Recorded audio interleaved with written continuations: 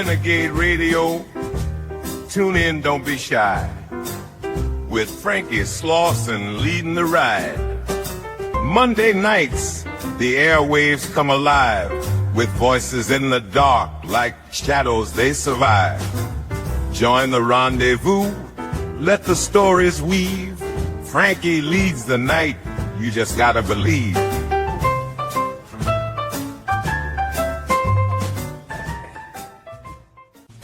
It's the Red River Valley Motorcyclist Spirit of America Bike and Car Show, Saturday and Sunday, May 3rd and 4th at the Alara Center in Grand Forks, and they're looking for sponsors and vendors. This is a great opportunity to get your business noticed by thousands of people for this 2 long days of this awesome event.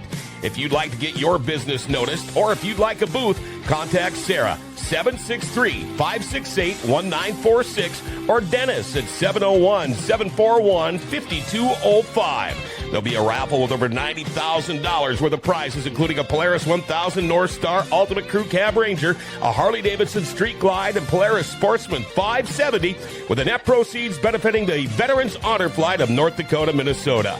And veterans are absolutely free. Find out more by going to rrvmnd.org. Red River Valley Motorcyclist Spirit of America Bike and Car Show, Saturday and Sunday, May 3rd and 4th at the Alara Center in Grand Forks.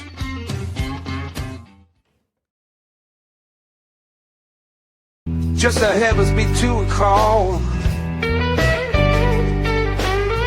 Yeah, you can see the flames go into you. I call passion.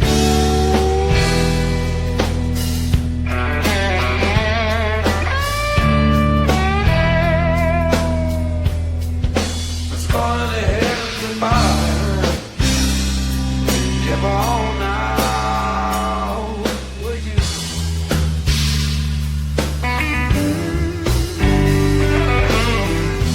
If I was darkness, she was light, and she was day and I was night. And in the thunder of my heart I heard the truth.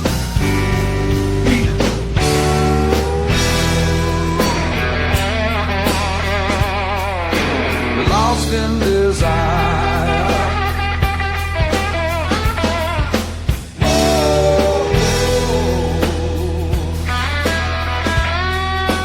Can't stop the fire. I want her all the time.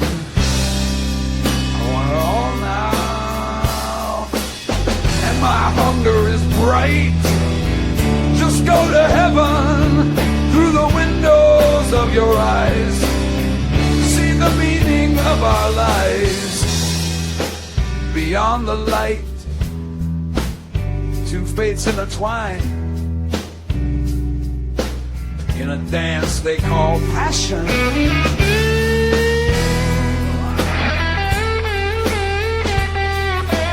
Lost in desire.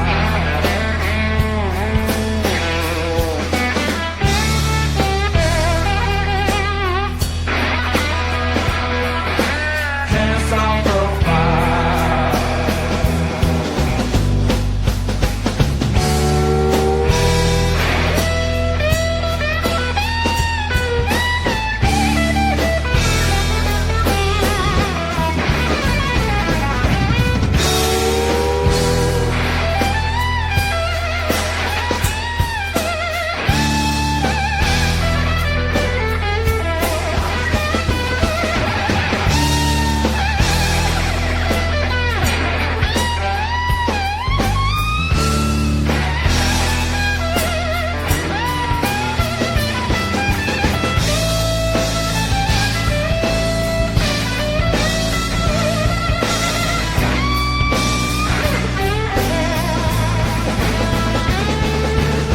If I was darkness, she was light, and she was day and I was night.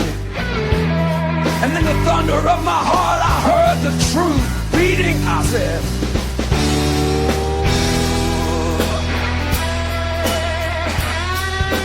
can't stop the fire.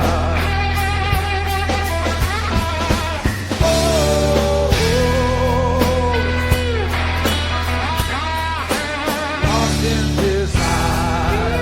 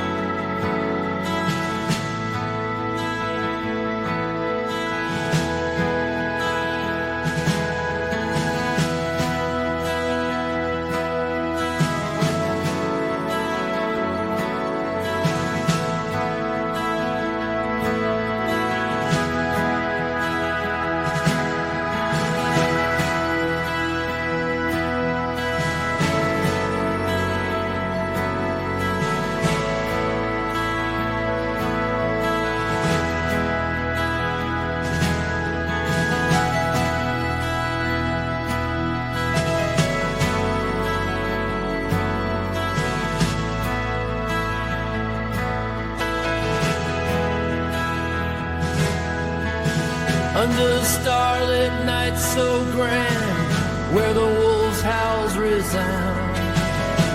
I find my peace and stand on this hallowed ground. Hear the coyotes' mournful serenade, a song of wild untamed. In the heart of the Black Hills, where my spirit's flame is claimed. Ride the trails of ancients past, where secrets still reside.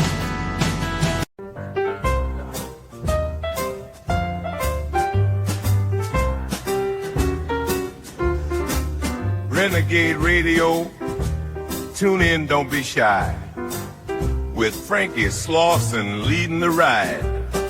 Monday nights, the airwaves come alive with voices in the dark like shadows they survive. Join the rendezvous, let the stories weave. Frankie leads the night, you just gotta believe.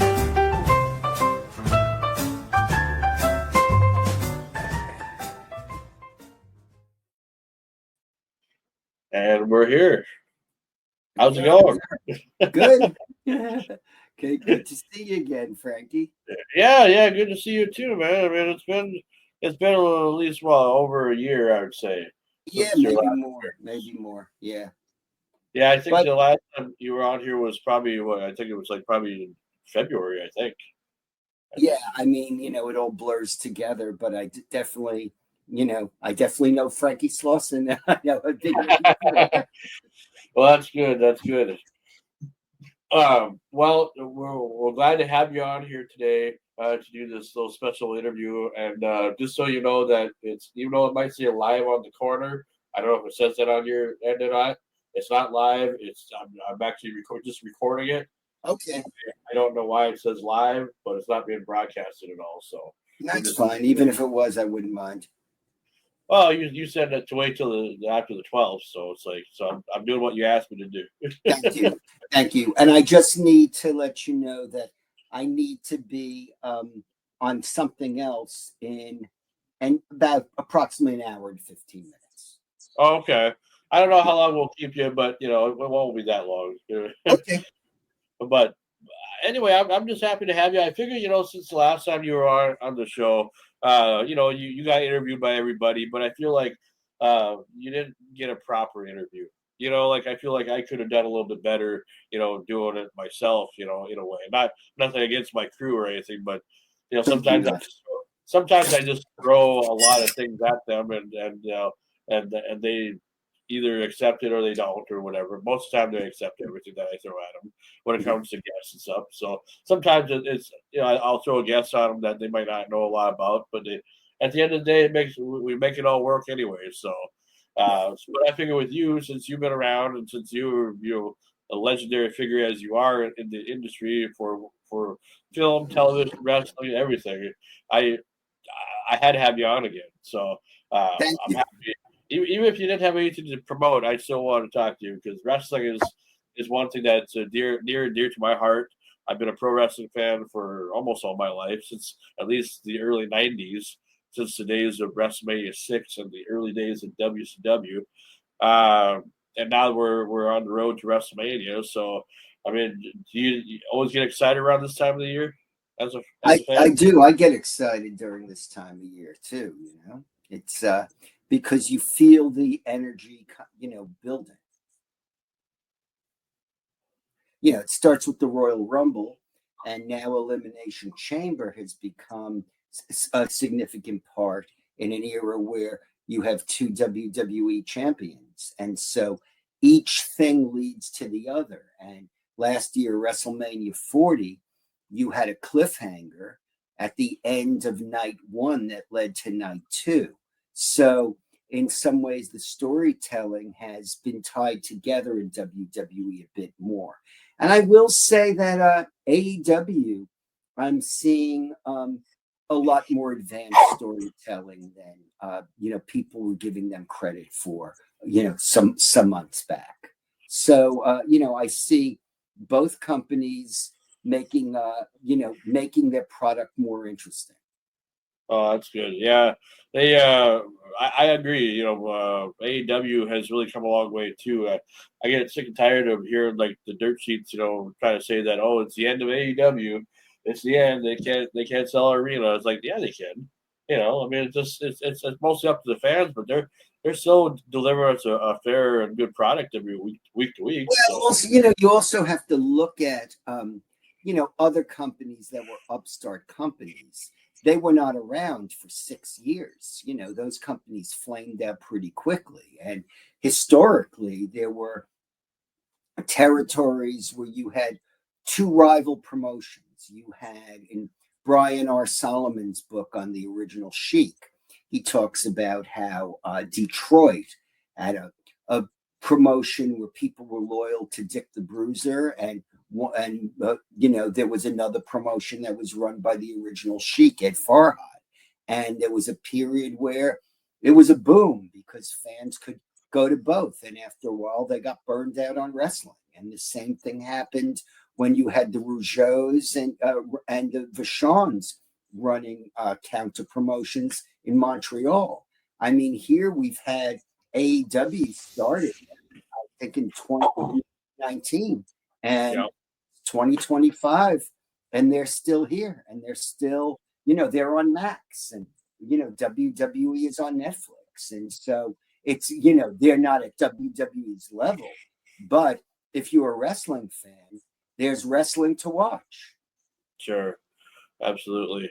And I'm just like I said, I just always been a big fan of the industry, wrestling no matter what. And one thing I will say for sure is that with WrestleMania coming up and today being Elimination Chamber Saturday, or just for the pay per view anyway. It's a very exciting. It's supposed to be after the Elimination Chamber. This is airing after the 12th. Well, yes, but as of this recording anyway. Yes, we're recording it. Yes, we'll do a little. This is a little secret to those who are watching at home. We've recorded this in advance.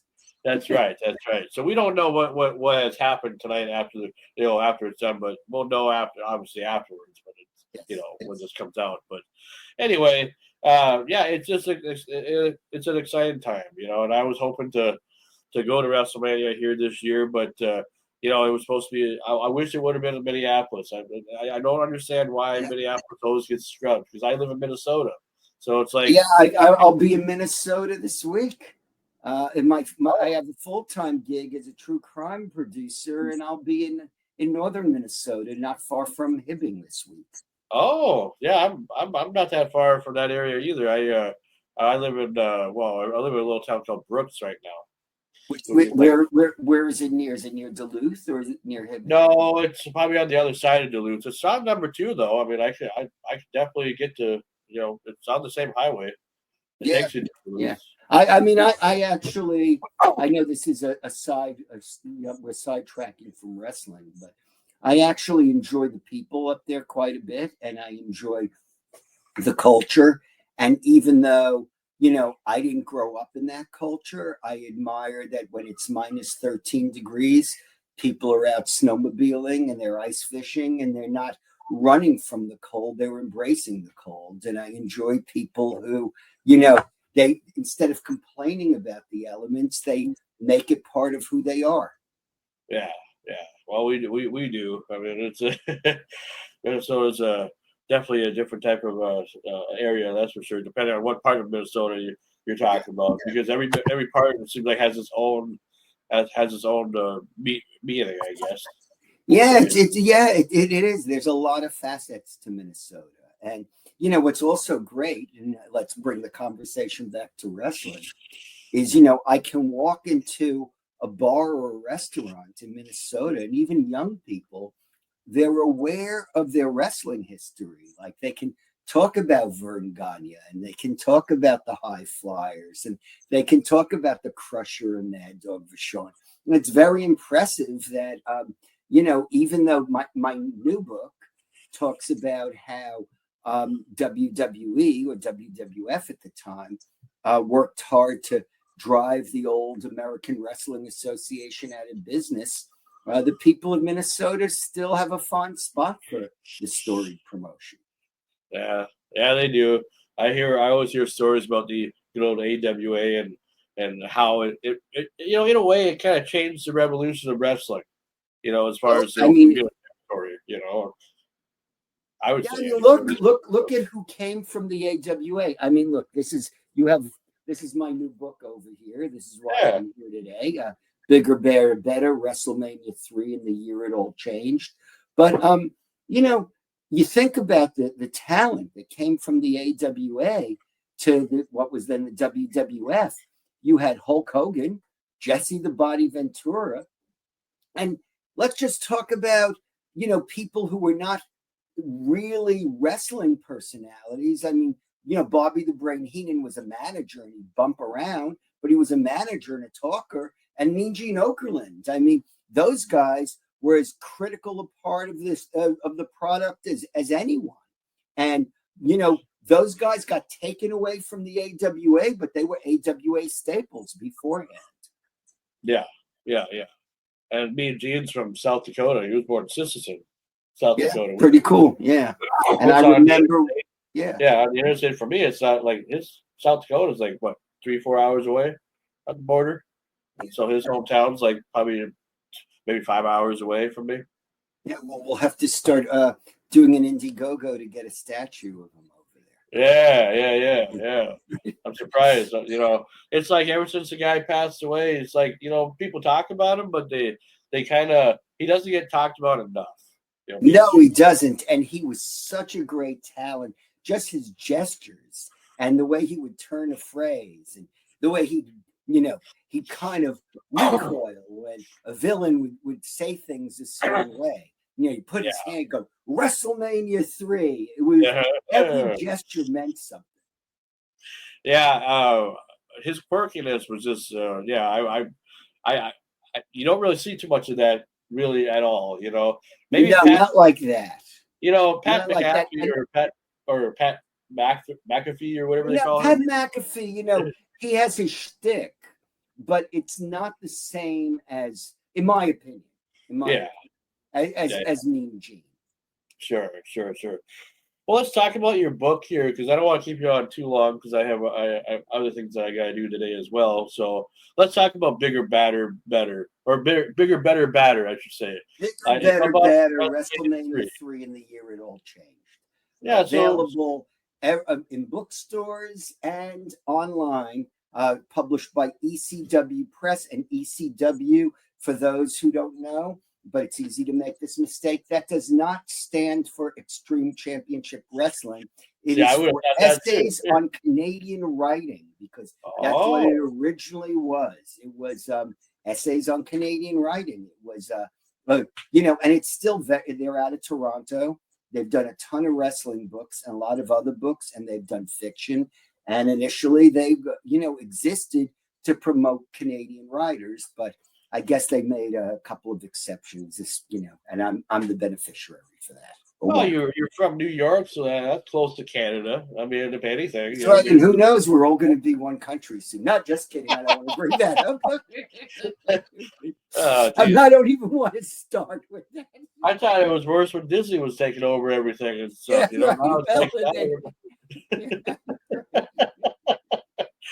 I don't get it. We live in such a parallel world now. It's like it's just amazing how things have just people are just letting everything just happen as it is.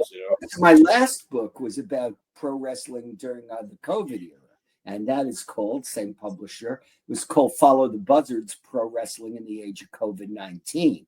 And during the COVID era, I point out, wrestling could no longer be escapism because wrestling was impacted by the outside world and you couldn't fully hide it if you're wrestling in an empty building. And so I said at that stage, you couldn't distinguish between what was real and what was wrestling. And I think that's the one aspect of the COVID era that's continuing today. Yeah, with Triple H taking over, especially for WWE, things have definitely changed. There might be some things that are still the same that I've noticed, but it's changed. It's different. It's changed. Look, I think it's universally acknowledged that the product is, much better under Triple H, and you have to look at the, just the accomplishments of the developmental system, of the performance center of NXT, and the impact that's had on the main roster. And, he still has these people who are, maybe it's their first day of training today, and these are people who are going to be headlining in 10 years. And, I don't know if any other promoter has ever had that kind of far-sighted vision. I mean, maybe, but yeah. Yeah, but it's like, now they're kind of bringing back, okay, we had, many years ago, we had that competition called Tough Enough. And now we got LFG. LFG, yeah. Is LFG supposed to be different than Tough Enough, or is it kind of the same? I think maybe it's an homage. Maybe it's more of a modern version of it. What I love most about LFG is that afterwards WWE Rivals airs, and I'm on a couple of those shows, so I get to see myself on TV sometimes. Yeah, you're just a lucky guy, I tell you. But that's what I mean. That's why I was so happy to get to know you and stuff, because you're a master of all trades, sir. I mean, you've been around, you've done almost everything you could possibly do. When it comes to being a magazine editor, to being I've never been an editor. I've just been a writer, reporter, or a writer. I mean, a head writer. And for a long time, coming from a working class family, I wasn't very comfortable speaking. I was much more comfortable writing, because I knew I could read over my writing and fix words, but I was nervous about the fact that I might mispronounce a word, because I wasn't raised by people with proper diction, and my friends didn't speak properly, and I have a very thick New York accent, which I celebrate, but at times I would pronounce things and I feared that I might sound a little ignorant to people. And it was really the book I wrote about John Lennon in 2010 when I really began doing a lot of media. And now, it's evolved to the point where, they call me WWE historian, and I'm on these A&E documentaries. And finally, I feel comfortable speaking, and I'm not worried that people are going to go, boy, he seems like a nice guy, but, not that articulate. Well, I would beg to differ. I would say that you are you are everything that you should be when it comes to this. You look like a guy who knows some stuff. Just by even if you didn't have your historical background, you look like a guy who could tell me something. That's just And I mean, my mother could tell you things too, but it was usually people in the neighborhood. Sure, she could talk about. She could tell you about Elvis. She could tell you about J-Lo. There were certain things where she definitely was an expert. Sure.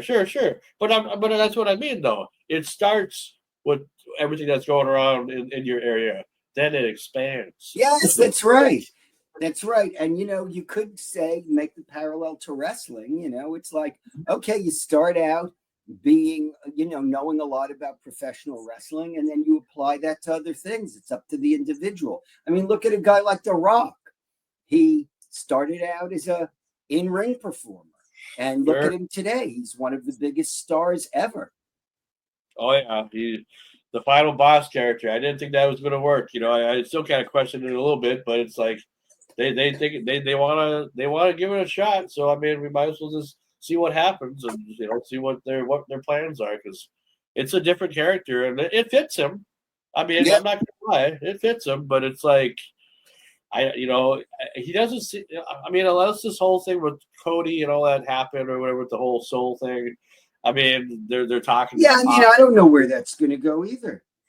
Possibility of it being maybe a legit thing to question, because it's like, wait, I want your soul. Is he the Undertaker? I don't know yet. I remember when the Undertaker was starting to do his thing, being a little bit confused if it was going to work. In fact, I remember, I'm pretty sure it was a short flight from Detroit to Grand Rapids, talking to, a young Mark Calloway on that flight early on in his run as the Undertaker, like at the very beginning. And he was hoping it was going to work. Nobody knows at first whether something's going to work. I mean, here's my book that's, coming out. I mean, are people going to love this book, or are they going to forget them? Are they going to pick it up and put it down? No, I think true wrestling fans, if they really respect the business and they respect you as an individual, they'll treat it just as good as they treat the Bible, and I'm saying that in a good way. I sure hope so. Yeah. Yeah. Well, I mean, obviously, WrestleMania 3 was the inspiration of why you wrote the book. But I mean, Yeah. Are you sharing us tidbits of stuff that we might not have heard before, or is this?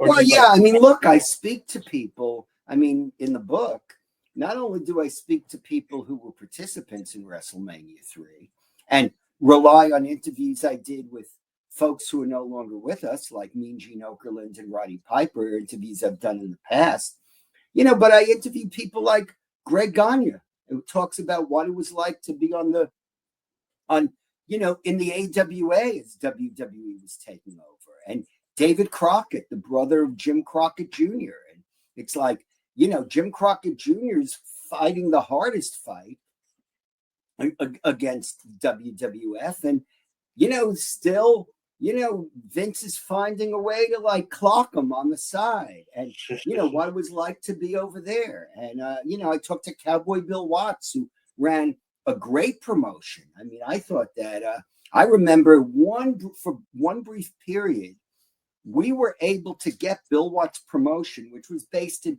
Oklahoma and Louisiana, on New York TV. Didn't last. It may probably been a couple of months. But that was in terms of storytelling and believability, that was like as good of a promotion as I've ever seen any place. And, he talks about how they're at the Superdome in New Orleans, and, they're never selling out. They're not at Vince McMahon levels. But they're drawing, 25 to 30,000 people. And, once Vince begins his national run, they're lucky to get 10 or 12,000 people. And then it's less and less. And now, because the promotions are all suffering, they're kind of, everyone's suspicious of each other. Like he has everybody off balance. And I think that's a fascinating piece of the history.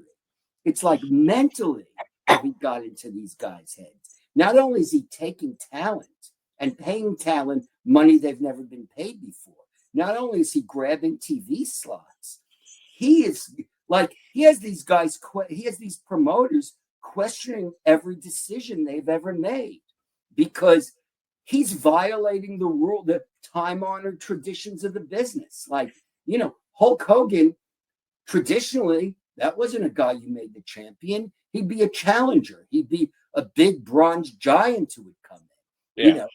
The idea was you needed a champion who was a giant killer, like Bruno Sammartino, Vern Gagne, even a Nick Bockwinkel, would wrestle these bigger guys, and they, find a way to outcraft them, or they'd prove they were tougher. Even Ric Flair, he'd bump all over the place for people, but they'd be on the verge of beating him. And then Hogan comes in and he's flexing his pythons, and he's, giving people, whipping them into the ropes and giving them a big foot and then dropping the leg. And he doesn't have really an amateur wrestling background, although he could get on the mat and wrestle when he wrestled in Japan. But these guys were like, oh, that's not the kind of guy you make a champ. And now Vince has Hulk Hogan, and the whole world is into it, even people who aren't wrestling fans. And so if you're a promoter, you go to thinking, have I ever been right about anything? And with the rest of the wrestling promotions off kilter, that's where Vince just keeps hitting them harder and harder and harder. And that's such a big part of the story. Oh, yeah. That's it sounds like an excellent read anyway, just by how you describe it, because it's like, WrestleMania 3 was a big WrestleMania, but there have been other ones too. But it probably was the first one it probably had more of a change to the way wrestling was than the first one did. Well, it did. See, WrestleMania 1, was unique because you had major A-list celebrities involved. But, at the time, there was the assumption that, well, it's a fad. Wrestling's in now. Maybe next year it'll be something else. I remember even at the time thinking maybe next year it'll be roller derby will come back. Yeah. And and it kept going.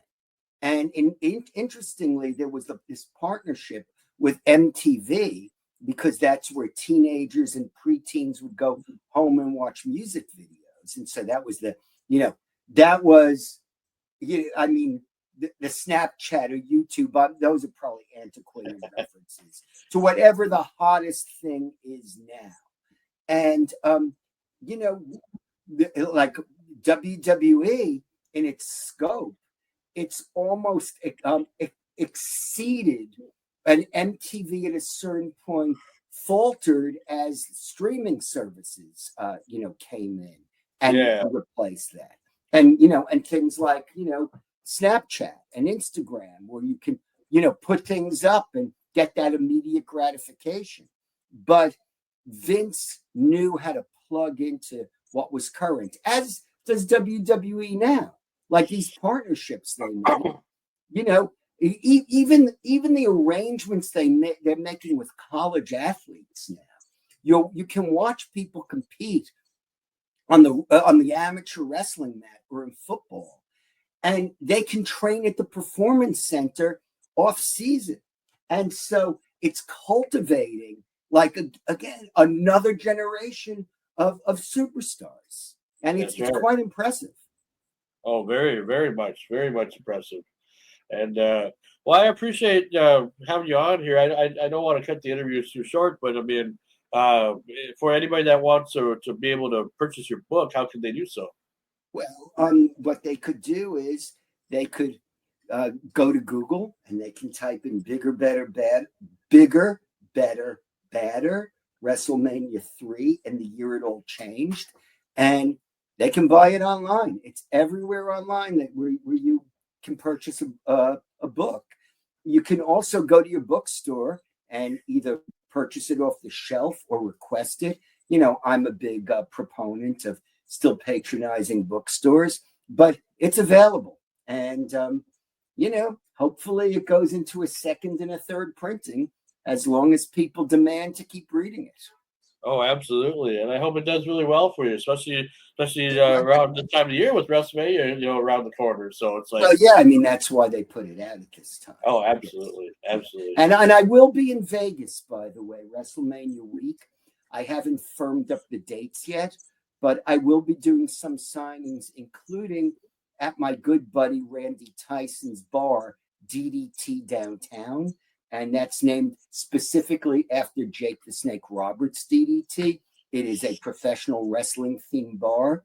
He had one in Brooklyn, and that's where we really bonded as friends. And he decided to move it to Vegas. And I think his timing is impeccable, and it will be very crowded WrestleMania week. But I will definitely be doing a signing there, both to meet potential readers and hang out with Randy and his wonderful wife, Susie. Oh, absolutely. And I hope that this WrestleMania, it'll be just as good as WrestleMania 9 was, because, knowing as remembering WrestleMania 9 as much as I do, I really feel like this one's going to really, I mean, it probably will overshadow it a little bit because of how much bigger it is now. But it's nice to see that it's in a place like Vegas, at least. Yeah, it's great. It's great. Yeah, it will overshadow because it's 2 nights now. Yeah. I think, and it was a much smaller facility for WrestleMania 9, but it was cool. And this will be, I think long term, this will be, because there are so many more eyeballs on the product now that this will be remembered by more people. And also now you have these kids who are watching, who will grow into adults who will be in their 40s and 50s and reminiscing about either being in Vegas or watching it, watching it with their parents, or maybe just in their rooms, or maybe with their friends. So, yeah. Well, I appreciate you, Keith, and thanks again for letting me spend a little time with you here and talking wrestling, because I was looking forward to it, and I'm looking forward to then watching us together online, Frankie. Oh, absolutely. Well, we appreciate you, man, and thanks again for everything. Thank you, buddy. I'll always be a supporter, man. Thank you. I appreciate, and I'm a supporter of you. Oh, thank you. We'll have to get you on again, I'm sure. Thank you. Good, All right, please. bye-bye. Okay. Thanks. And that was Keith Elliot Greenberg. Like I said, magazine writer, historian, crime guy. I mean, he's done it all. I mean, just look him up. He's I'm proud to have him as a friend of Renegade Radio for sure, especially a new friend because we met him last year. But I've known about the guy for quite a long time. So hopefully you guys enjoyed this little recorded interview here on YouTube and wherever else I put it. And I hope you guys all enjoy it. I'm Frankie Sausage. We'll see you again for another great edition of Frankie Sausage's Renegade Radio. And keep it rocking. Bye-bye.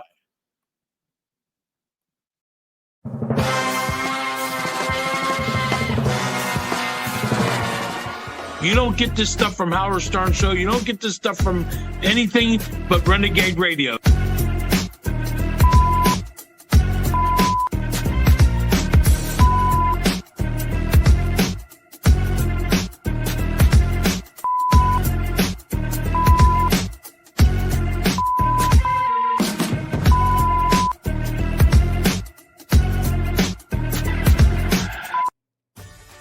Are you still putting off that project around the house that's been bugging you forever?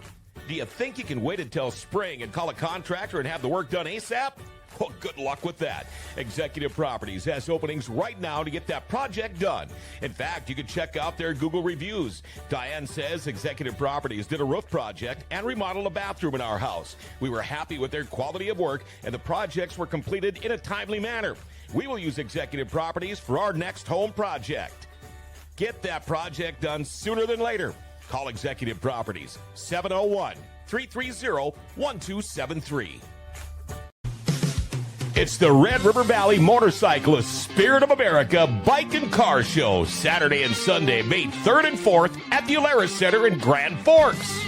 Admission is just $10. Kids 12 and under are free with a paying adult, and veterans are absolutely free. There's going to be a raffle with $90,000 worth of prizes, including a Polaris 1000 North Star Ultimate Crew Cab Ranger, a Harley-Davidson Street Glide, and Polaris Sportsman 570, with the net proceeds benefiting the Veterans Honor Flight of North Dakota, Minnesota. Get your tickets by calling Scott at 406-899-5247 or Timothy at 701-739-1605 or go to rrvmnd.org. The Red River Valley Motorcyclist Spirit of America Bike and Car Show, Saturday and Sunday, May 3rd and 4th at the Alaris Center in Grand Forks.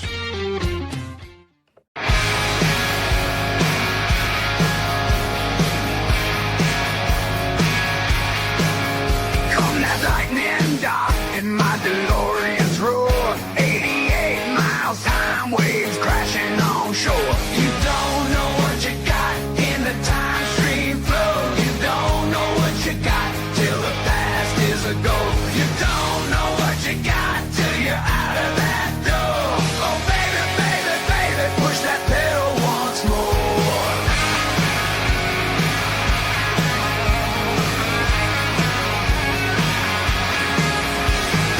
You up the flux, ain't no turning back. We're on the edge of time in a lightning track.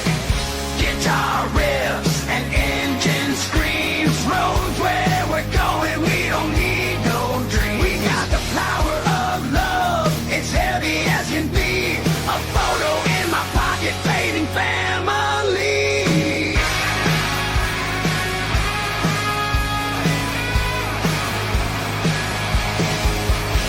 Spark of the sky as we tear through the night. History's page, about to rewrite. This DeLorean's more than a machine. It's our ride through the fabric of space and the bends of time. Behind the wheel, it's a wild kind of deal with the clock ticking down. Gotta keep it real. Got my puffy vest, my kicks so clean. Marty McFly, part of Doc's wild scheme. Glory to the future, leave dust in the rear. we're shifting gear. You don't know what you got in this time jumping dance. You don't know what you got till you take that chance.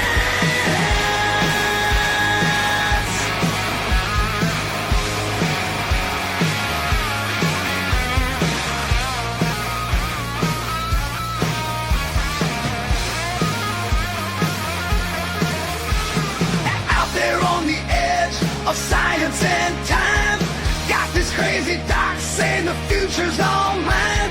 88's the number, lightning's the game, revving up the DeLorean, fueling the flame. We got hoverboards flying, ain't no lying in this tale. Clock tower chime, gotta set sail. Well, twist the keys and hear that engine scream. Shades on tight, we're living out this dream. It's a Midwest riff, time's a heavy load, but this guitar's fueling every road. Strap in tight, we're on this wild ride.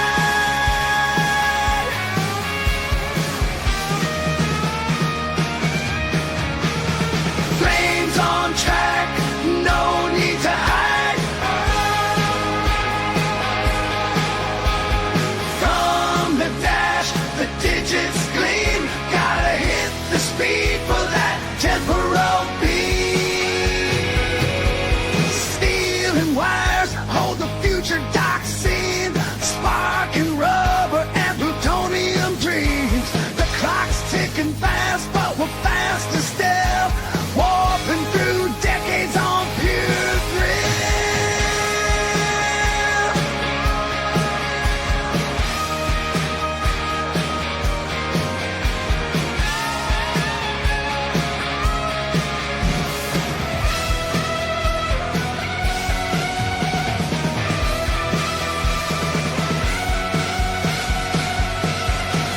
Oh yeah!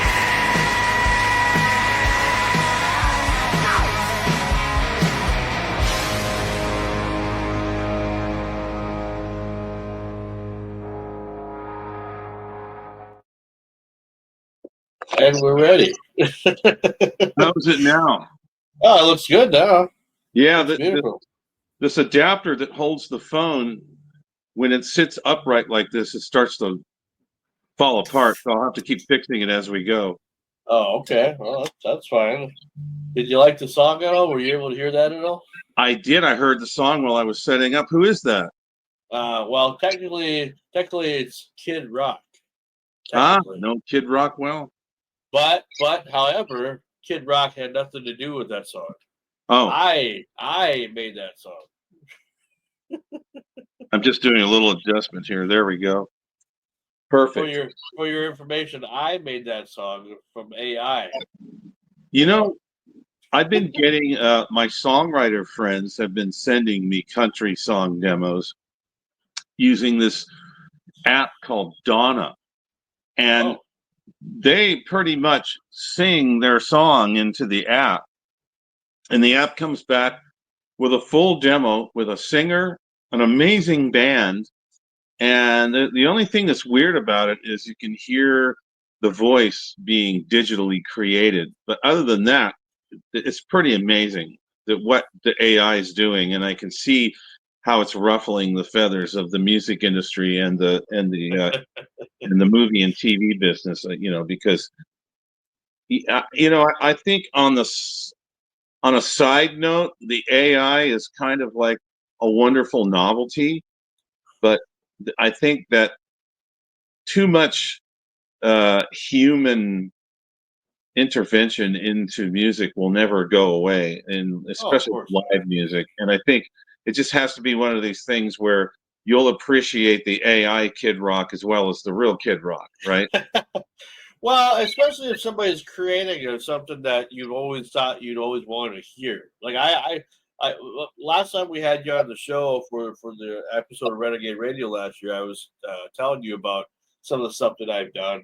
Last summer I was just bored. And I found a website that did AI music, and I was a little leery about it at first because I was just like, nah, this won't be anything. This will just be garbage. But then I had some ideas and thoughts. And I thought, well, what would it sound like if you had AC/DC sing a song about ice cream? Well, I created a song that sounds they're singing about a banana split. You know. I saw a Paul McCartney post on Instagram where he did an AI of himself, and he said, "This isn't me, but check it out." Yeah.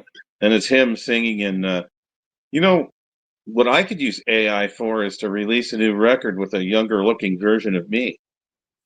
Well, I mean, you know, if when that strike was going on last year about the Hollywood strike about doing AI and all that stuff, for the future of film, I honestly didn't have a problem with that because I feel like if they can already do CGI already and do it good, I mean, I do believe that royalties and stuff should be to whoever they're portraying. Like, even if the person's alive, person's dead, whatever.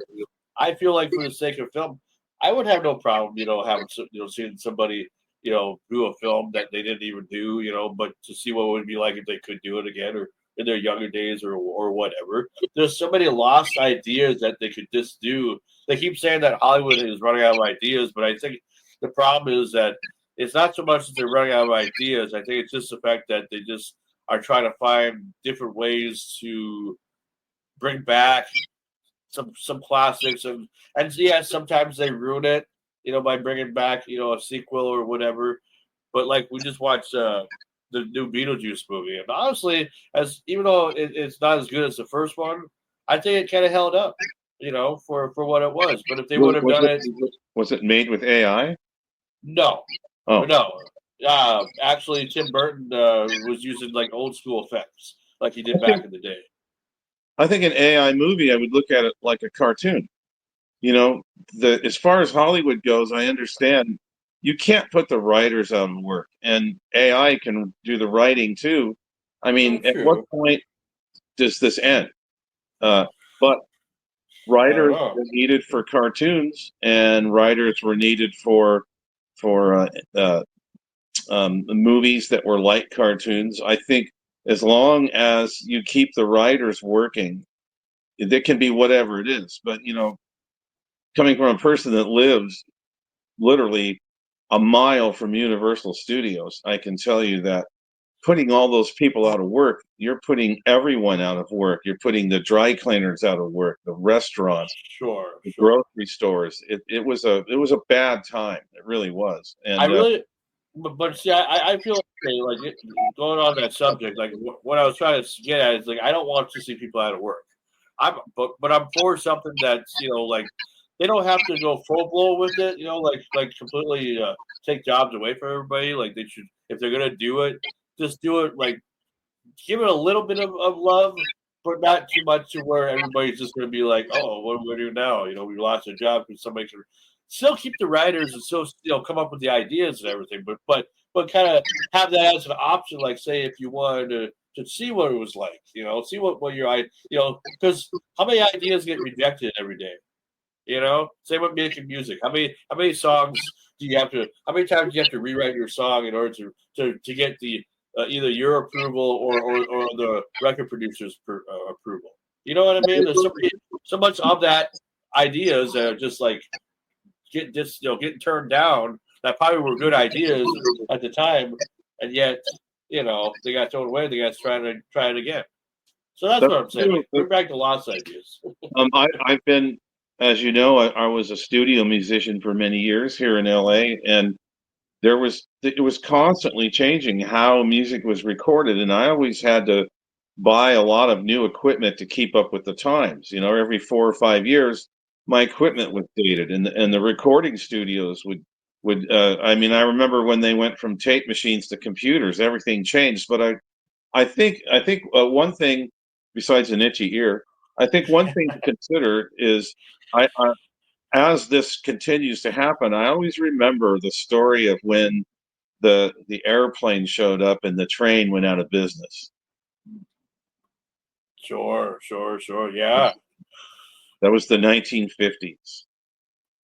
And see what I mean, though? It's like, it is constantly changing. Things are always evolving. And what's next that we don't know about? You know, like they back A in the day, younger they were. version of me. Yeah. You said that already. No, You just want a younger version of yourself. Well, you can go back and look at your old photos, I'm sure, and be like, I was a handsome young man at one time. you know, And you're still very good looking. just to reiterate, I do live in the entertainment business neighborhood, and I am here to entertain you. So Absolutely. there will be jokes all day long, good or bad. And we appreciate that. That's one of the reasons why I wanted to have you come back, because I feel like you got a good interview from my crew, but I really felt like you deserved a special interview with me, me interviewing you, because you have a lot more to say, and you have an incredible story, and people need to know about you. That's what I'm saying. Thanks. I hear that a lot, and where I live, I'm just one piece of hay in a giant haystack. But if you have a big name and a big visibility factor, everyone wants to hear your story. Well, I don't have any of that, but I do have the story. So somebody mentioned to me the other day, well, no, that's not true. Your story should be called "I Was There." And well, that's good, because I was there. I do have a lot of stories, and so that's kind of changed my attitude towards doing these kind of interviews. I don't like to talk about myself as much as I like to talk about, wow, I was there. Should have seen what I got to see. Sure. No, that's incredible, because it's like, after now, what happened in your area? See, I was very worried about you. I was I was about ready to call you and say, ask if you're all right, and I just didn't know if it was a proper time or whatever, because everybody was saying so many different things about what was going on over there. So I didn't know. I've never been to California ever. Been to Oregon a couple times, but I didn't know what was the proper time to say hello or to ask how you doing. So that's why I really appreciate that. I did get a lot of wonderful messages from people that I know from all over the United States, and some people from Europe. I think you're referring to the fires, right? Yes, that's why I was very concerned, because you said you lived next to the Hollywood sign, and as I told you, whether it was real or fake, I mean, the whole town, the whole city of Los Angeles was on fire, so I didn't know what to believe. And they didn't really show your area much at all. But I assumed once I saw what I saw up on the hill, that you're just on the other side of it. So it's like, oh, I hope he's okay. Well, that's very wonderful. I really appreciate that. Let me clear all this up for you and anyone else that hasn't been to California or hasn't been to Los Angeles. So the way it works is, and of course, once again, I grew up here. I did not grow up in the city of Los Angeles, but what it is geographically, you have a large area that is probably 200 square miles, and it didn't used to be 200 square miles when I was a kid, but the infrastructure has been built, and you can drive from the city of Ventura all the way to Mexico, and it's solid infrastructure. There might be wilderness here and there, but pretty much the layout of Southern California I wouldn't exactly call them mountains, although we do have mountains, but not very many people live in the mountains. And so there's a mountain range that separates the desert from Southern California that runs north and south. That's one fire area that, when there is a fire in the mountains, not that many people are affected except for the resort areas. But down in the flats of Southern California, where everyone lives, and specifically Los Angeles, you have these little arteries of hills that are kind of like a half mountain, half of a hill. And they run from the mountains east and west down to the ocean. And this is from Ventura to Mexico. And more north than Ventura too, but we're just talking about Los Angeles and the fires. Yes.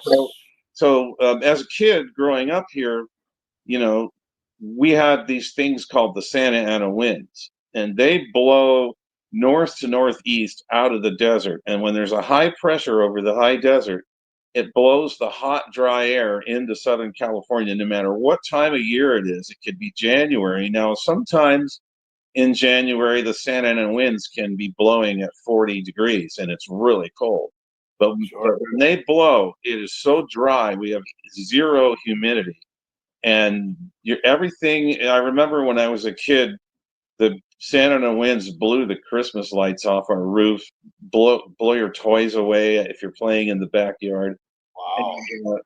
And, I particularly like the Santa Ana winds because the air is crystal clear, and you can see miles. But what happens is when you get zero humidity and you get these incredible winds, anything will start a fire. And when I was a kid, there was one of these big wildfires that blew through my neighborhood. It was frightening. Everyone's house burnt down, the school burnt down, and then just life went back to normal. And then it rains, and then then there's nothing to hold the water, so now the houses are sliding down on the hills. So since I was a child, the Southern California and Los Angeles area has grown massively, and there's a lot of people living in these hills, and nature doesn't respect that. It's like bears are coming down out of the mountains and just going. I don't know if you've seen that. Bears are just coming down out of the mountains and going into people's refrigerators, enjoying their swimming pools. It's really changed, and nature does not recognize that there's more people here.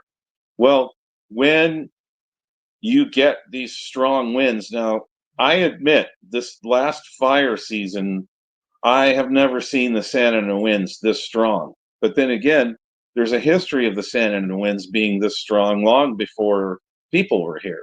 So there's nothing new. The problem is that there are so many neighborhoods and so many communities that can burn down at a moment's notice. There's nothing the fire department can do. When that wind starts blowing, you can be putting a fire out and it's blowing over your head into the next block, and it's unstoppable. So there is a lot of hoopla and finger pointing about the fact that the fire didn't have to be as bad as it had to be. That is true. There is incompetence with the city management. Unfortunately, for this fire, people and a lot of entertainment business people lost their homes. I'm sure you saw. Yes, I did. That's why I was concerned about you, because I'm just like, Jesus, it's like, So where I live in the North Hollywood area. I used to live in the Hollywood area, but so what separates North Hollywood from Hollywood is one of these little mountain ranges, the small ones, and that's where the Hollywood sign is. And very rarely is there ever a fire in the Hollywood Hills, and if there is, they get it out right away, because there are so many homes up there, and there's so many resources to put a fire out. Now, there was a fire in the Hollywood Hills that was they got it out quick, even with the strong winds, because the more people that are concentrated into one area in these fire areas, the faster the fire gets put out. The problem with the Palisades is that's the end of the mountain range of the smaller mountains that go right up against the ocean where all the stars live. The problem with that is those neighborhoods are right up against wilderness. And when the fires are in the wilderness, there's absolutely no way to stop them. All the fire departments do here is just try to save homes. But you can't, when the wind's blowing 80 miles an hour, you can't fly a helicopter in the wilderness and drop water somewhere. It's too hard to do. They can't do it at night. So they just let the fires burn until they burn out, or until they get close to a neighborhood. And then they can surround the fire and put the fire out. So that's why it looks bad on the news. And it was bad. But it's just a small area of Los Angeles. Is a huge, huge city. And where I live, I live right at the bottom of the foothills in the Universal Studios area. It's Burbank, North Hollywood, Studio City, which is a very common place where a lot of entertainment people live. It's affordable. The more you go up into the hills, the more expensive it gets. So, but from my window, I could see 3 of the fires that were going on, and on the west side, I could see the Palisades fire off in the distance, and on the east side, I could see the Sylmar fire off in the distance. And it's really something to see. They look like little volcanoes exploding. But the only thing that affects me or anyone who lives in the flat areas is just the smoke, because Southern California has again, you have these mountains, and then you have the ocean, and in between the mountain and the ocean is the infrastructure, and sometimes there's no way for the air to move when the ocean marine layer pushes in up against the mountains. Now all the smoke just sits there for days, and everyone's coughing and it's miserable. And that's probably really the only thing that affected me. The other thing that affected me was I did have about 5 personal close friends that did lose their homes. Not everyone in the fire areas were wealthy. There was the Pasadena Sierra Madre fire. A lot of those people are middle class, working entertainment industry people, and it's just amazing. It looks like they dropped an atomic bomb. Oh, So, man. Yeah. so I'm very, very lucky. Now, I used to own a home in the Santa Clarita area, which is the northeast side of the Los Angeles, and there was fires. They almost burned my place down all the time, but I eventually got out of there and got, made an investment, sold the property, and left. But I grew up like around these fires. These wildfires are a normal thing in Southern California. I don't know about Northern California. I know they have them a lot up there, but it's a different kind of weather up there. It's more there's more greenery up there. It's not hot and dry like it is here, but it does get really hot up there. But down here, everyone wants to live here because it's absolutely gorgeous. The hills are beautiful. You can see for miles. Everybody gets to have a view. You can see the ocean. You can see Catalina Island. And like right now, it's 75 degrees today and sunny. It's the middle of the winter for you. I'm sure you're. I'm You sure. want to know my current temperature right now? It's 2 degrees above. There you go. I'm sure you're not enjoying today's weather. That's why I'm staying inside today. It's on my days off. I start my weekend now, so I get 3 days off a week. So yeah. But the other thing that affects me about the fires is obviously the economy, because now people don't have anywhere to live, and where are they going to go to live? And all the businesses that serviced the people that lost their homes, like the maid services, the gardeners, the dry cleaners, everyone lost. It's gone. Everything's gone. So where are all these people going to go? How are these businesses going to survive? And there is nothing short of the truth of the news. California is one of the most expensive places to live. Oh yeah. You don't get a lot for your money here other than a nice view and a Santa Ana wind. I guess they're all going to come over to your house and move in. I guess looks like Yeah, you're busy. I was going to leave California in 2020. Yeah. I have resources in the city of Nashville to move there. That's a big move. I like Nashville. I could enjoy living there, but I was working so much. I had to find another place to live. I was moving out of a place in 2019. Then the pandemic hit. Now I had nowhere to go, and I discovered that I really still loved North Hollywood. It's easy to get around here, and I'm in one of these brand new artist loft buildings. It has a swimming pool, gym, and all this stuff. And my artist loft is very generic and brand new, and double pane windows, and I'm pretty much safe from all the elements, and I can walk to everything. And that's pretty much where it's going to be right now. When you work as much as I do, the quality of living is important. I want to be able to go home and not have to worry that my roof is leaking, or the neighbors are loud, or the fire's coming, or something like that. So Yeah. I pretty much live in a no-brainer entertainment business neighborhood. Yeah, but come on, in your area, you got to at least get a couple of weirdos that come by and want to see what's going on. Come on. Yeah, we still have the homeless tents. I don't know what they're doing about that.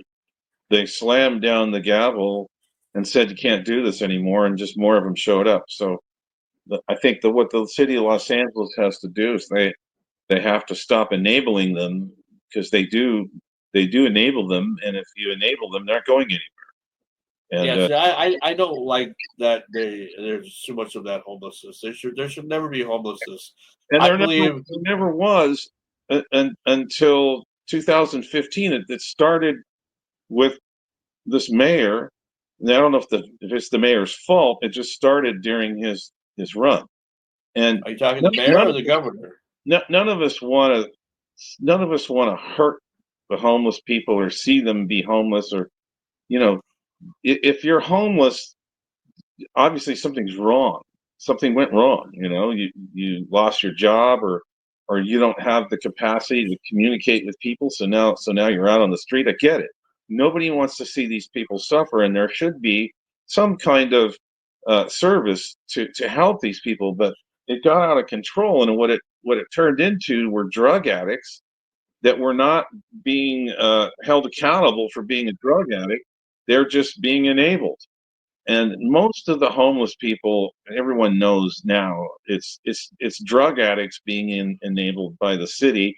And the city, regardless of what your politics are, the left side of the politics, enabling is part of the politics business for the left. That's fine, I get it, but at some point, it affects people that pay taxes and go to work every day, and their cars are getting broken into, and their neighborhoods have needles and feces near schools and all that. And at some point, you have to, break it down and even it out for everybody to live comfortably and be happy. And I don't know how they're doing with that, but that's definitely one of the side effects of living in the Los Angeles area that still everyone has to put up with. And again, nobody wants to see these people hurt or taken advantage of. But I hold the city responsible. It's their job to even this out for everybody, and they're not doing a very good job. And it's not just here; it's in every big city. I don't know how these people survive in the East Coast, because the weather here certainly makes it easier than New York City or Chicago. Well, or like even around here too. I live close to Grand Forks, and I live pretty close to Fargo, and those are the two big cities around my area anyway, where there is a little bit of homelessness, but not. There's probably more in Fargo than there is in Grand Forks. But I mean, around here, it's all small towns and stuff, so mostly everybody has a place to live. There isn't a whole lot of homelessness that we deal with. We deal more with, well, unfortunately, it's the drugs and alcohol. Alcohol, of course, but drugs are really bad around here. And you'd be surprised, you'd say, oh yeah, well they're bad in the big city as well. Well, here in the small little towns, they're worse, I would say, because people that you would never suspect to be doing the meth or doing whatever, they're doing it. And I don't know where it's coming from. I don't know who's in charge. There has to be somebody, but yet, I don't know if it's just I don't know. It's really surprising me, because growing up, in this area where I grew up here, I never had to deal with that second stuff. Nobody ever talked about meth or knew that, we had dealers in our area and everything. That wasn't even a thing. It was just mostly just people loved alcohol. That was the biggest thing around our small towns. Yeah, the head scratcher for me is when I was in my 20s and 30s, doing drugs and alcohol was just a normal thing. And I think everybody can agree with me on this. You have your small few of people that I've met in the music business that have never touched a drug or a cigarette in their life. There's Gene Simmons, those the guys in the band Berlin I played with, and everything's fine. But I think there's levels of involvement, and there's a reason why they have frat parties. Young people, they want to drink, they want to get high, and they want to have a good time, and I'm all right with that. I was that person too, but I noticed that at some point you level off. It's like you take a drug, whatever your drug is, cocaine, weed, whatever, and you mix alcohol with it. You have a good time. You get up the next day, you go back to work, and you don't do this for a few days. And the music industry is rampant with people just living every day to day, getting high, and it ruins their careers. And people that aren't in the music business, they have this problem. And I think it's like food. You can eat too much, and you can be addicted to food, and it's unhealthy. It's the same thing with the drugs. At a certain point, it's okay to have a good time and say, I've never tried that drug before. What's that like? But at a certain point, you level off and you just don't do this anymore, or you don't do it all the time. And when you get past the age of 40, if you're still doing this, lots of luck. But But what we have is the streets are lined with tents of people that are addicted to fentanyl and drugs that I've never heard of when I was in my 20s and 30s. I've never heard of these drugs, and I think these drugs are stronger, they're more addictive, and now you have a whole new culture of people that this is their whole life. Their whole life is living on the street, getting their fentanyl, getting their heroin, and living one day at a time, and that's what it is. That's what it's turned into, and that was never existed that I can remember before 2015. And Los Angeles is a big city. There were homeless people in my neighborhood walking around. There was one here, there was one there, and you felt sorry for them, and you gave them some money, and they went away. But there was never 8 people on your block permanently in a tent. And where are they going? Where are they going to the bathroom? And where are they taking a shower? And it affects everyone in the neighborhood. It's a little better now, but it's not much better. I don't know what to do. I seen like a documentary that somebody made on YouTube about the homelessness. They were doing a video, kind of taking a video of all the people in the blocks or whatever, and where the tents are and all that stuff. And there are people like who were like, they were on drugs or something, but they were literally standing, but they're like hunchback, like they're like like they split in two or something, and they're literally standing like they're like there's something wrong with them, but you just don't know. When I was younger, if you were drunk in public, you went to jail in Los Angeles. Or if you caused any kind of ruckus on the street, they would just nab you right away and put you away. Now they don't do anything at all. And there's a lot of lawlessness here, and I don't know where the lawlessness is coming from. And it's not just here. I'm just saying that there's a lot of lawlessness, and when you're a drug addict, you're doing lawless things to support your habit. You're stealing, you're breaking into cars, you're robbing people, and they don't do anything about it anymore. It's just oh well. And I don't know how we got here. And the minute you say something about it, you're a racist or you're this. Oh yeah. And it's like I personally think you got to stop and enabling these people. And you say, well, where are they going to go? Well, where did they come from? And there was some statistic, and I can't remember the statistic. This was like a year ago. But a large percentage of the homeless population in Los Angeles are not from Los Angeles. They come here because they know they can do this here. And who's organizing this? Who's responsible for this? And,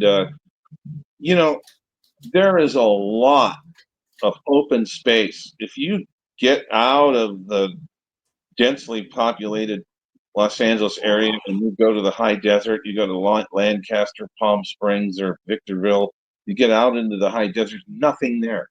There's a lot of people that live out there because they like the fact that there's nothing there. But I don't see why, with all this money that's disappearing, $2 billion for the homeless is disappearing. They don't know where it went. With this kind of money, you can build a place for these people to go.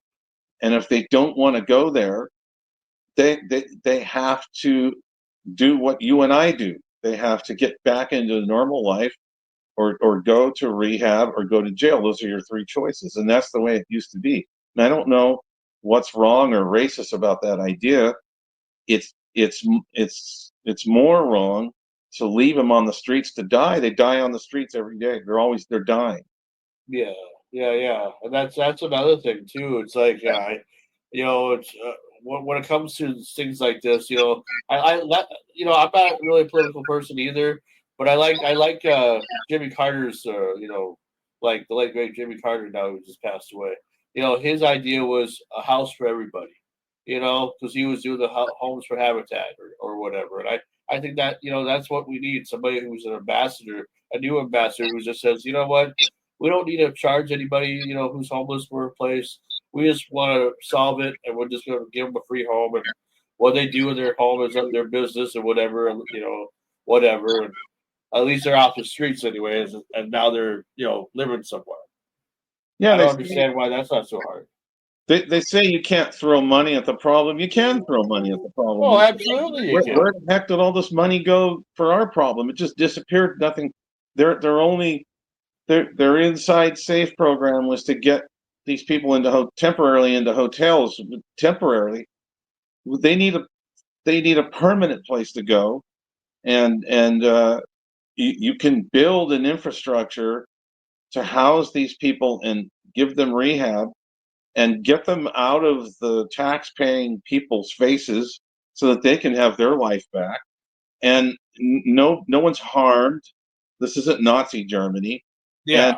And if you and I quit working tomorrow, we'd be homeless. Is that what you want to do? It's like, at what point are you responsible for what you're doing with your life? And this country has a lot of money, and every day we're wondering where all this money's going. To Ukraine, it's going here, it's going there, it's going to the homeless, it's going to the illegal aliens. Well, great. Is it benefiting them? If it is, great. But right now it's not benefiting Los Angeles. Yeah. What baffles me is I grew up appreciating the fact that Los Angeles was a tourist attraction. There were so many wonderful things here for a tourist to see, especially Hollywood Boulevard, the stars on the. There's 5 stars on Hollywood Boulevard of people that I've worked with. That's an honor. I went to go look at the stars, and there's a guy sleeping on top of the star. Another guy took a crap on one of them. What's this all about? And a tourist can't walk up and down Hollywood Boulevard and enjoy the stars without getting accosted by a homeless person or a gang member, and the cops do nothing. And then you have there's Disneyland, there's Venice Beach, which is just another catastrophe. You have all these places that you could make a lot of money and bring a lot of tourists here, and they walk away going, "Wow, Los Angeles was amazing," and that's how it used to be. That's why I wanted to live in Los Angeles when I turned 21. I moved to Los Angeles. It was a great place to live. Oh, absolutely. Watch the TV show Adam 12. That's how it used to be.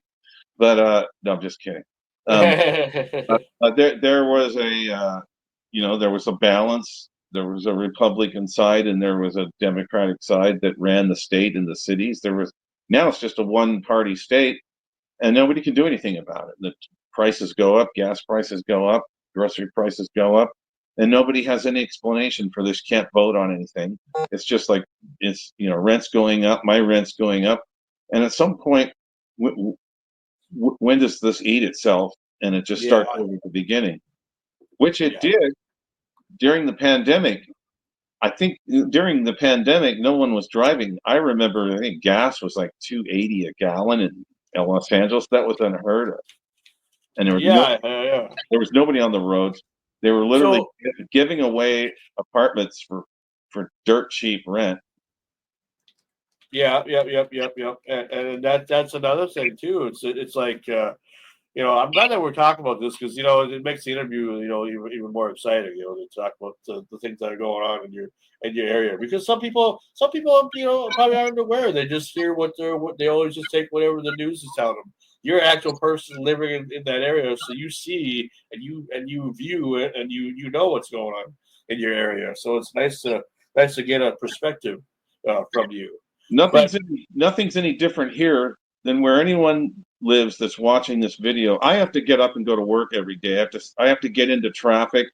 I have to stand in line. I have to do everything that everybody else does. You know, how hard do you want to make that for me? How easy is that for you in Austin, Texas? How easy is that for you in Lizard Lick, Arkansas? You know, Sure. But nothing against Arkansas. I love Arkansas. That's one of I the mean, most for me, states I mean, got for to me, do. and I don't need to brag about it, but I mean, since living in a small town, I'm only 15 minutes from my actual paying job. This is not my Well, paying job. This is my side gig here. I like that country song. Everyone's famous in a small town, Yeah. and there's Well, small I mean, town Saturday night. But yeah, I think to comfort everyone's mind that's watching this video, look, this is the most extreme politics I've ever seen in my lifetime. The extreme right and the extreme left, and are we at a civil war? I don't know, but I know one thing. I think everybody. You mentioned this like 10 minutes ago. Jimmy Carter. You know, I do think that we need to even the keel, and everybody should be able to afford their groceries, afford medical expenses, afford their absolutely. rent. You don't have to live off the government. That's not what people want to do. I think people enjoy going to work, having a career, graduating with a master's degree, and becoming a professional of some sort. We all want this, you know. But Yes. I think everybody needs to calm down. Nobody researches the facts. You know, the left is the devil, the right is the devil, and as soon as you see on TikTok or Instagram that the left is the devil, they're the devil. Here they are. You know, you can't change my thinking, and then all this negativity starts to run around in circles. And the right's going to hell. No, the left's going to hell. I saw it on TikTok. You know, and I think at the end of the day, most Americans they just want to live their lives, and Yeah. they want to be able to afford to live their lives. I think that's been the bottom line with our country from day one is to sustain some kind of lifestyle where you're not being manipulated by a system, you're not being manipulated by the church, you're not being manipulated by politics, you're not being manipulated by corporations. And we're right back where we started. We are being manipulated by religion, politics, and corporations, and that's just where we are right now. And it's making people really, really angry. Makes me angry. You know, the older you get, the more you care about this stuff. And See, that's why I appreciate guys like you, because you're trying to make a legacy for yourself. You know, you want to be remembered as the guy who, like we were talking about before, you know, that you've been there, you've done that. You know, I feel like you and I are kind of similar in many ways, because we have the same type of vision. We want to be remembered for the good times and stuff, and not for just, you know, okay, we all have stories where life, you know, like kicked us in the balls and everything here and there, whatever. But you know what? We persevered from all that, and here we are still doing our thing, you know, no matter what it is. And you know, I think that's what's great about you, because you're somebody who, you know, has done so many cool things, and I'm very jealous of the life that you've lived, because you have you've changed the way things have been done too, without even realizing that you have done that.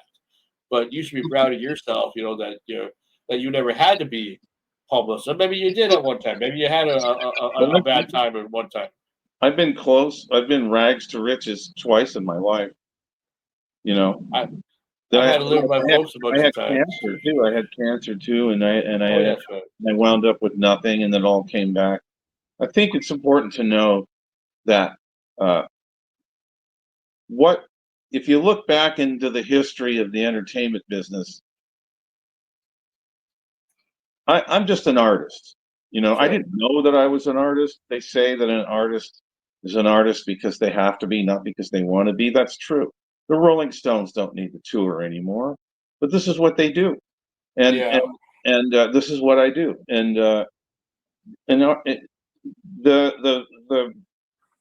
The makeup, the character makeup of an artist, whatever the artist is, a painter, a musician, a songwriter, that has any kind of success at all, they're usually compassionate people. You know, you got Beyonce, and you got Carrie Underwood. Carrie Underwood's on one side, Beyonce's on the other side, and you can sit there all day long and go ragging on which one is inferior to the other because of what side they're on. But at the end of the day, they're both compassionate artists, and they got to where they got because they were born with this amazing talent.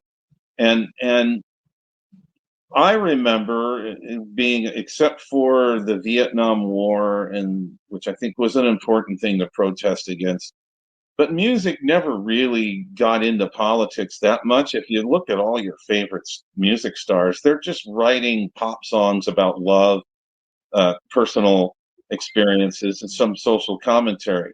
So I look at my mentors. You know, my mentors were Paul McCartney, Ringo Starr, Eric Clapton, Willie Nelson. You know, they're not getting on the phone every day or on the TV monitor telling you who you should vote for. And don't you want your heroes to have some kind of mystery? What I loved about the music I grew up on was you didn't know what these people were thinking outside of hearing their music. And as soon as you strip all that down, there's no more mystery of Led Zeppelin if I know what color underwear they're wearing and who they voted for and what they're doing. What they're doing, you know, are they wearing Nike or are they wearing Adidas? Who cares? You know, I want to hear Kashmir, and I want to go into the dream state that the music puts me into. And the entertainment, at least what I always thought it was supposed to be, was a removal from reality. You know, the comedian makes you laugh and makes you forget. The musician plays beautiful music that makes you forget and about reality. And now the musician is getting in my face and telling me who to vote for. And I don't care what side you're telling me to vote for. Just don't tell me to vote for somebody. Let me enjoy your music. I want people to enjoy my music and wonder about me. I don't want them to know who I am, you know. And I think, you know, I hope that this mindset with the entertainers stays. Your personal life is a mystery. You know, I don't know. Name one of your most growing up. Who was your favorite actor? Well, I would probably say Michael J. Fox. Okay. Yeah. Now, how much did you know about this guy other than his films? Well, I know that he was from Canada, and I know that he his first film was Midnight Madness. But as far as political views, he never really talked about political stuff. He was never, even currently, he's more concerned about now just doing Parkinson's research and stuff. You know, he's done a lot of cool things. That's what makes him a legend in my book. You know, as far as that. Or is that not the question? Part of the entertainment business that I like, where the big star goes, look, I'm just like you. I have Parkinson's. Here's what I'm doing. You know, when people decide who their hero is going to be, they want to know that their hero is going to speak to their language to them. You know, I quit smoking. You can do it too. You know. I was amazed at how many famous people I had the opportunity to work with they were not drug addicts. They were hardworking people and very focused, very compassionate, very down to earth. I'm not going to mention any names, but that's who they were. And I thought, well, how did they get, you know, well, they got there on the casting couch, or they got there through a drug dealer. They got there because they were really talented and they had their ass together. And the music business or the entertainment business is no different than any other business. You win or lose. You are one hot dog stand on the corner of 20 hot dog stands selling the same hot dog. How are you going to sell your hot dog and make your hot dog more attractive than the other hot dog? You know, there's more actors that are out of work in Los Angeles than there are stars in the universe. Sure. Next time you come to visit, they'll be waiting on your table. Well, the one there's one actor that I wish would come back, you know, and he kind of did a little bit, you know, but not like in a big way. Jonathan Taylor Thomas, he was a big star in the '90s, and now he has no social media. He just, you know, like, you'll see pictures and stuff once in a while, but not. I mean, he's friends with Tim Allen, so he still makes appearances on his shows and stuff. But it's like this guy could have been something even bigger than he was, but Well, you know, maybe he hated himself. I don't know. I know one thing about this business. It takes 2 to 4 years for the money to roll in if you're successful. And when it does, you disappear. Some people hang in there. Some people disappear. When you get enough money, then you don't have to work anymore. You I want to start a business. I want to have a family. Well, true. And they were talking about that he wanted to do in the film industry, but I haven't seen anything that he's done. I haven't heard of any films that he's worked on or anything. I'm trying to look him up and whatever, and I just can't find anything. He's in California. He's in your area. He's like probably your neighbor, as far as I know. You know, I don't know that for sure, but I know he lives around that area. So one thing that's different now, you know, because I've been doing this my whole adult life. One thing that's different now is that you're a lot easier to find than you were 20 years ago. And yes. Nefarious people are looking for you. And so I worry about this a lot. You know, I haven't done anything to yet to have anybody come after me, but it worries me all the time because everyone is a loose cannon right now. You know, if you say the wrong thing or somebody thinks you say the wrong thing, you're finished. And it's not about the music anymore. It's about the wrong thing that I possibly that I didn't even know that I said. That's what I mean. It is weird. I guess you can thank social media for that because, you know, honestly, if it wasn't for social media, I wouldn't have been able to do interviews. There's no way that I don't know how they did them back in the day, you know, before the internet, but it's like this has been such a big help. I mean, for me, I've done close to 650 interviews since 2006, and I'm just so happy that, you know, because I got to meet guys like you, you know, who has a friend who has seen some of the stuff that I've done, and I've done some of the stuff that you've done. You're part of what they call the new media, which I'm really fascinated with. You know, who was it that said everybody will be famous for 15 minutes? Who said that? I'm not really too sure, but I've heard that quote, like your 15 minutes of fame. Well, when that quote came out, it took you 5 years to 10 years to get famous when I was younger. And now, you know, there's the Hawk 2 girl got famous in 10 minutes. Maybe it was 5 minutes. But what I do know about what you're doing and about what I'm doing that hasn't changed, and a lot of people don't realize this about the entertainment business, but it doesn't matter what your talent is. If you're a good podcast host, if you're a good talk show host, if you're a good songwriter, if you're a good script writer, it doesn't matter what you're doing. Everything that you do is advertisement. So you see the billboard for Coca-Cola on the freeway, or you see the billboard for the lawyer on the freeway. You're not going to know who these people are unless you see the advertisement. So I bet you can think of 5 soft drinks that you drank when you were a kid that you don't drink anymore because you don't see the advertisement, but you'll still see them for sale in the corner of the soft drink section or whatever. Oh, absolutely. You know, so when you release a body of music, whatever you want to call it these days, a record, a CD, a streaming event, when you release a body of music, you're advertising. Everything is advertising. All the money that you spend on the recording, the photographs, the videos, the radio guy, the marketing guy, the publicist, it's all advertising.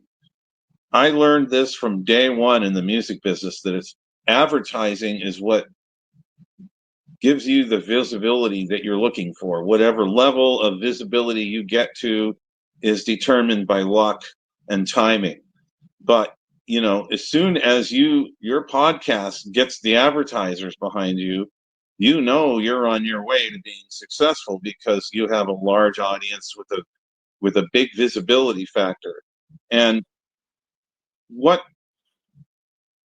we're at now compared to 20, 30 years ago when I was in the music business is there's a lot more resources for advertising that are affordable. Right now, we're doing this. We're advertising. Whoever's watching it we're watching it for free, and that's a good thing. And I've gotten a lot of people to listen to my music for free.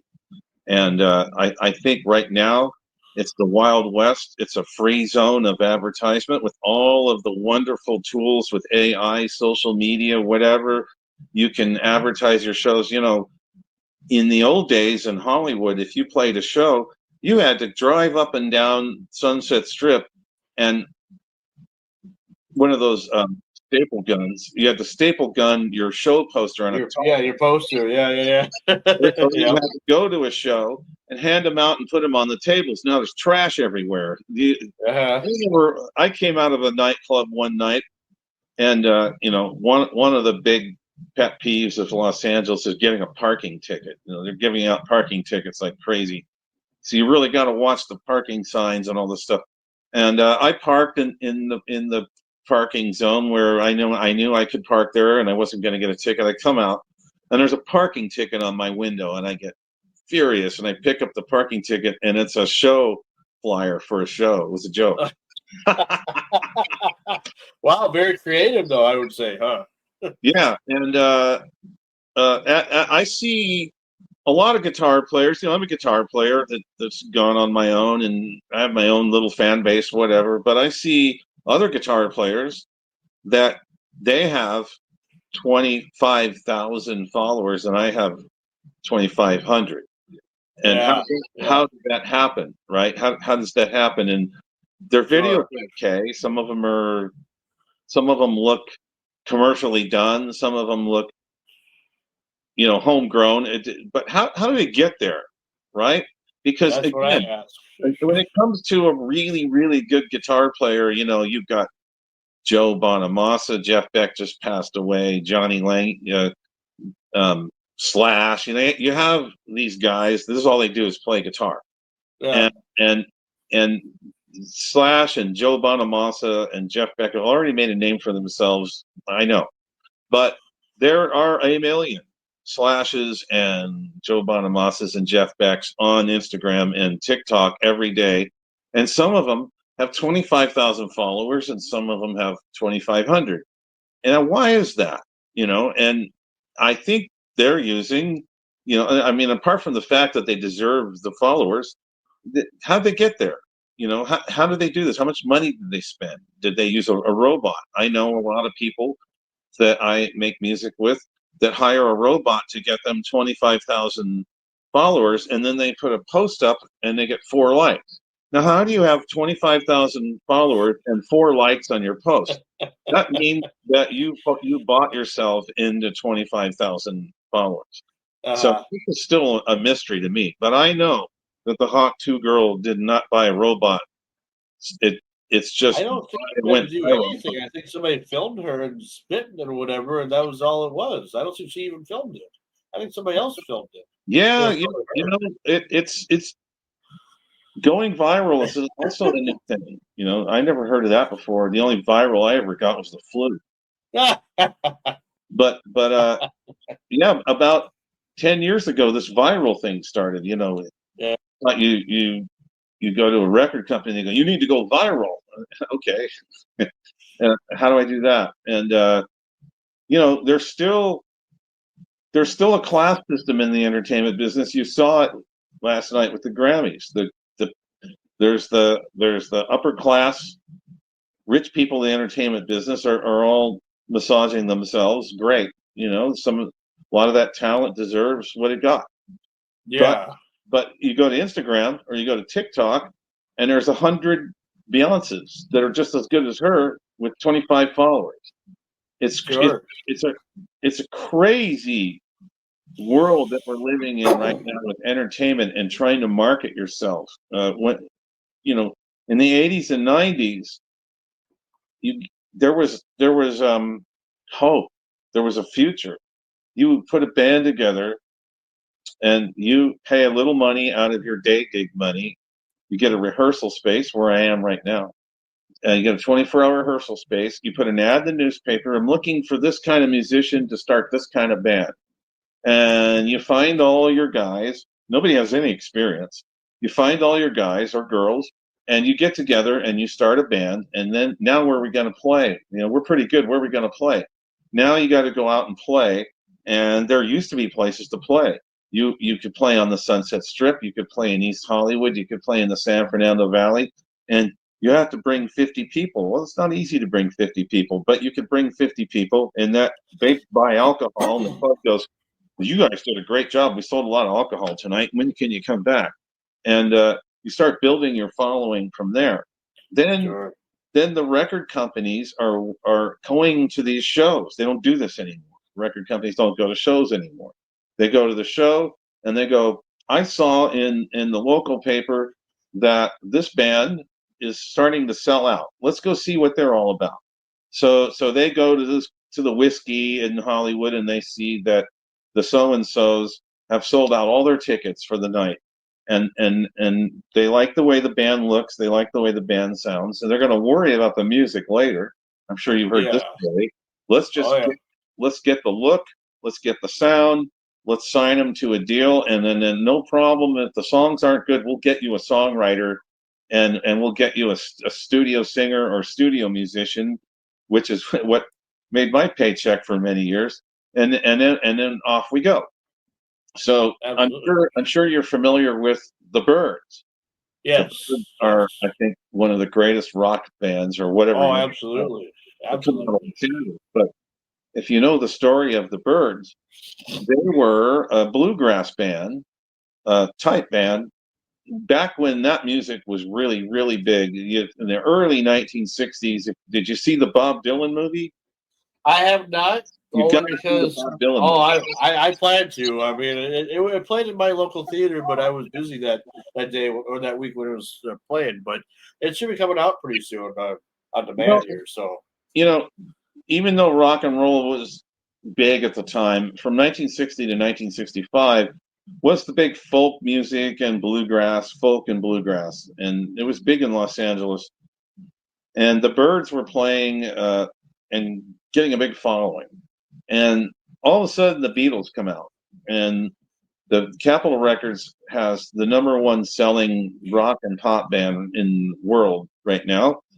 And there's Columbia Records; they had Frank Sinatra, and I don't know. And so Columbia Records said, we need to find we need our Beatles. We need to find the Beatles. So they find the Byrds playing on Sunset Strip, and they're far from the Beatles, but they are hipsters, and they got the hair, they got the look, they got the sound, and so they go, well, we're going to make a Beatles out of this band. So they sign this band to Columbia Records, and they bring in Bob Dylan, and they tell the Byrds that Bob Dylan is going to write your songs for you.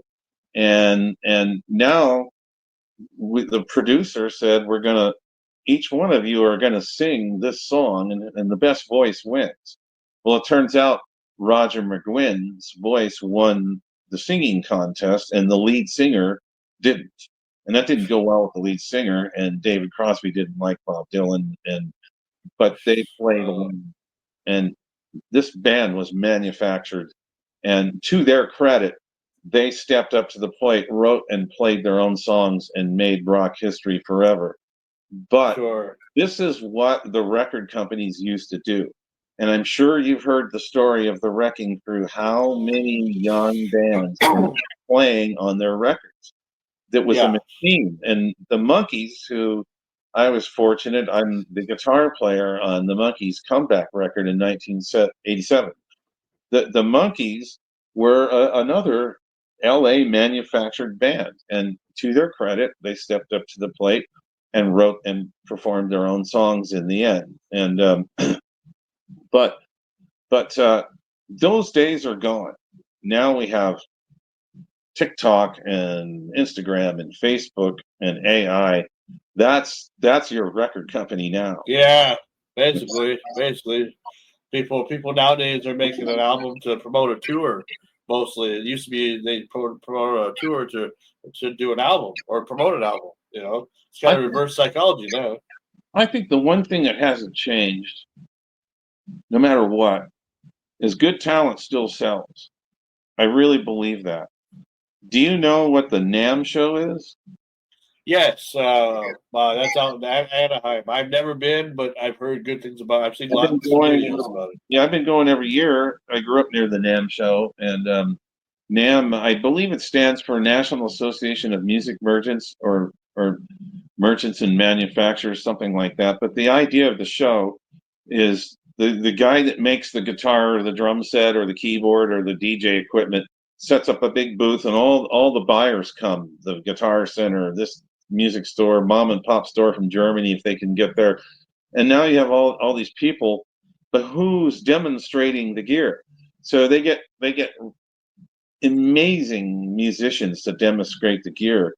And when you see the talent that's at the NAMM show, it's unbelievable. I saw a 10-year-old kid playing a Stratocaster like Joe Bonamassa, just blowing people away. 10 years old. You see guitar players, singers, drummers, keyboard players that when you hear them play, you just want to quit playing. But they're using these people to sell. Back to the advertising conversation, they're using these people to sell their equipment. Talent still sells. Sure. Absolutely. Well, I appreciate your time there, my friend. I really, really do. I know I got to get the pre-show rolling here for Renegade Radio because it's a episode day today, podcast day today. But I wanted to do this interview with you just because I really enjoyed you from when you were a guest on the show, and I really enjoyed talking to you today. So thank you for being a part of it. Anytime, the next time I come back, we can talk about food fight. Sure. Food fight. Apparently, I co-wrote it's called Fake Punk. I co-wrote an iconic, famous punk song called Food Fight. And I'll just leave it in your Facebook Messenger. I'll tell you what that is. But somebody did an article on me and Food Fight. It should be coming out in a punk magazine. I'll send it to you. All right, cool. Can't wait to. That's the story of my book. You can't make this stuff up. All right, brother. Well, we appreciate you, and thanks again for being a part of the show. I really do appreciate you. And thanks for your concern about the fires. I appreciate that. I'll see you on the next earthquake. That's right. All right. See you later. Have a good one. All right. Bye-bye.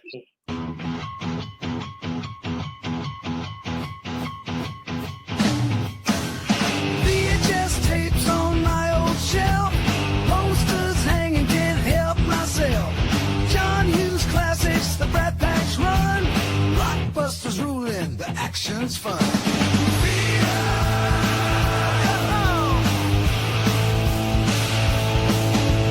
Back to the Future with Michael J.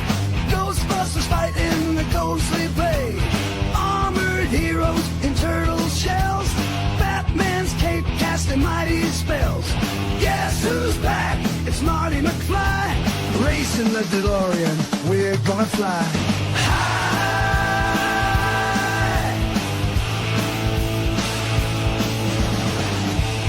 Gremlins causing chaos. Ferris took a day. Dialing up the classics in the old VCR way. VCR way. Get down now. Arnold's on the screen. Terminator's glare. E.T.'s phoning home. Spielberg's flare. Rocky's in the ring. Punching through the pain. Aliens invade. And Ripley's game. 5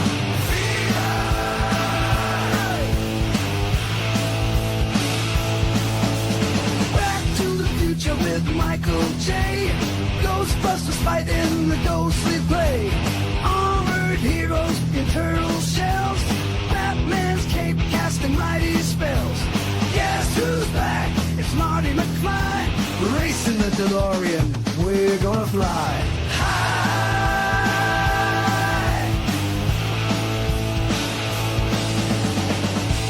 Gremlins causing chaos. Ferris took a day. Dialing up the classics in the old VCR way.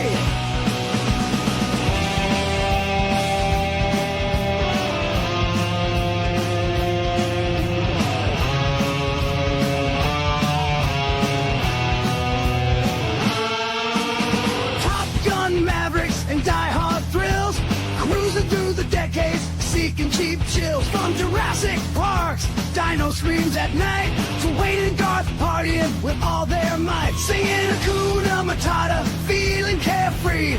The Lion King's roar in our memories.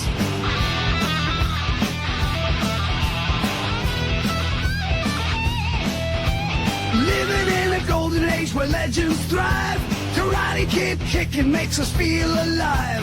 From Indiana Jones with his whip in hand to Pretty Woman roaming Wonderland.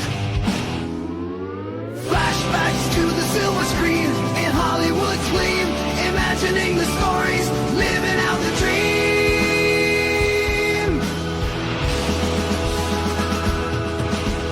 Back to the Future with Michael J. Ghostbusters fighting the ghostly play. Armored heroes in turtle shells. Batman's cape casting mighty spells.